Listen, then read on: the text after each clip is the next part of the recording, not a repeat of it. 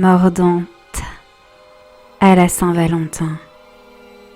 C'était le 14 février, c'était la nuit de la Saint-Valentin. Natacha sortait du cinéma avec lui. Il s'était toujours montré gentil et gentleman. Il n'avait jamais vraiment cherché à cacher son intérêt pour elle. Il l'avait courtisée avec une galanterie d'un autre temps. Elle l'aimait beaucoup, sans doute un peu plus qu'un simple ami, mais elle était trop timide pour lui avouer. Son visage exprimait une profonde sympathie pour elle. Il se tenait là, devant elle, la regardant. Elle était encore plongée dans ses pensées. Il lui parlait. Elle entendait sa voix de velours mais ne s'attardait pas sur le sens des mots. Elle n'avait pas tout compris. Elle n'avait pas vraiment tout compris. Mais elle parlait de la raccompagner chez elle. Peut-être serait-ce une chance pour eux d'aller un peu plus loin que la simple amitié, non ?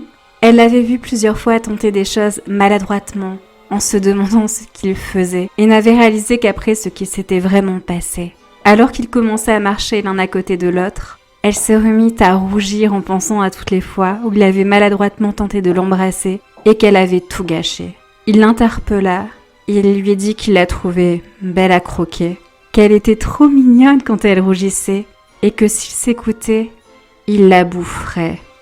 Il en avait de ces expressions. Elle fit un faux sourire tentant de masquer sa gêne tandis qu'ils arrivaient devant chez elle sur le palier de la porte.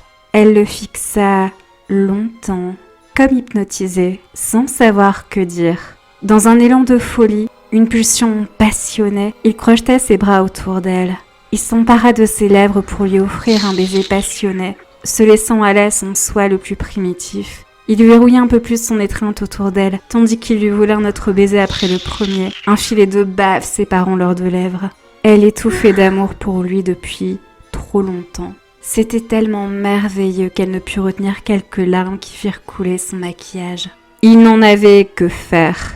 Il continuait de la serrer contre lui jusqu'à entendre le craquement de ses côtes. Il avait passé ses mains sur ses hanches et l'avait saisie par la taille alors qu'il commençait à jouer avec sa langue, tandis qu'elle s'abandonnait volontiers à lui sans même lui résister. Elle se souviendrait le restant de sa vie, de son premier baiser, de son ivresse, de son emprise, de tout cet amour qu'elle ressentait pour lui. Elle sentait son odeur piquante qu'elle adorait. Elle se levait contre lui encore un peu plus. Elle fermait les yeux tandis qu'il commençait à la déshabiller. Allait-il dévorer son corps avec ardeur ? Il s'arrêta et ouvrit la porte rapidement. Elle l'invita à rentrer. Il s'empara de ses lèvres et l'emprisonna dans ses bras, verrouillant son étreinte tandis qu'il la déshabillait, commençant par enlever son débardeur en lui souriant. L'excitation le prenait et il donnait libre cours à ses sentiments, s'ouvrait à elle en faisant tomber le masque. Il commençait à déposer des baisers dans son cou quand elle remarqua une piqûre de douleur, une morsure de souffrance. Ses crocs avaient transpercé sa peau, lui faisant horriblement mal. Alors qu'il continuait inlassablement à passer ses lèvres sur son cou, elle ferma les yeux un instant.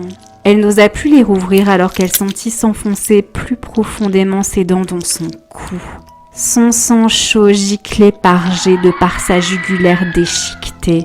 Ses bras, semblables à des menottes, continuaient de l'empêcher de bouger. Elle était tétanisée.